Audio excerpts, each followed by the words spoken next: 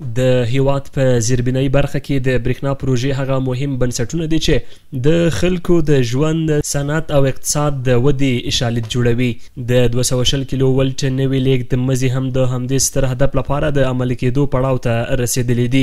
د افغانستان برېښنا شرکت وایي چې له نور الجهات څخه تر پل هاشمي پورې د 220 کیلو ولټ برېښنا لیږد مزي د غځولو ستره پروژه رسما پیل شوې ده.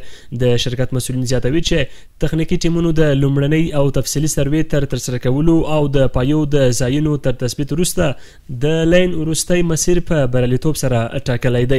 د برېښنا شرکت د پلان رئیس انجینر ناصر احمدي وایي دا مهال په سیمه کې ژورې جیو تخنیکي سروې روانې دي چې پکې د ځمکې کیندنې، د خاورې نمونې اخیستل او لابراتواري ازموینې شامل دي ترڅو د پایو او بنسټونو لپاره د اعتبار وړ او خوندي ډیزاین ترسره شي.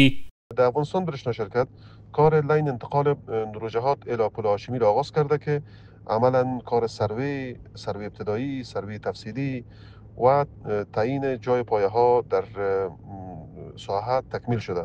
به مو ترتیب فعلا کار جیوتکنیکال یا سروی خاک فعلا در ساحه روان است که انشالله با تکمیل شدن کار جیوتکنیکال سروی جیوتکنیکال انشالله عملا کندنکاری جای پایه ها در ساحه آغاز خواهد شد. مسؤلین وایي دا پروژه د پایداري او باثباته برېښنا د تامین لپاره ځانګړی اهمیت لري او ژمن دي چې دغه لیږد لاین به د نړیوالو انجینري معیارونو مطابق په خپل ټاکلي وخت بشپړ شي.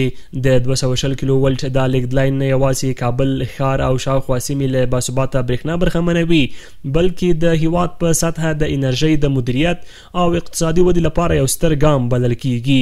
د دغسې برېښنایي پروژو پر وخت پلي کېدل کولی شي د افغانستان د انرژۍ راتلونکی لا روښانه کړي.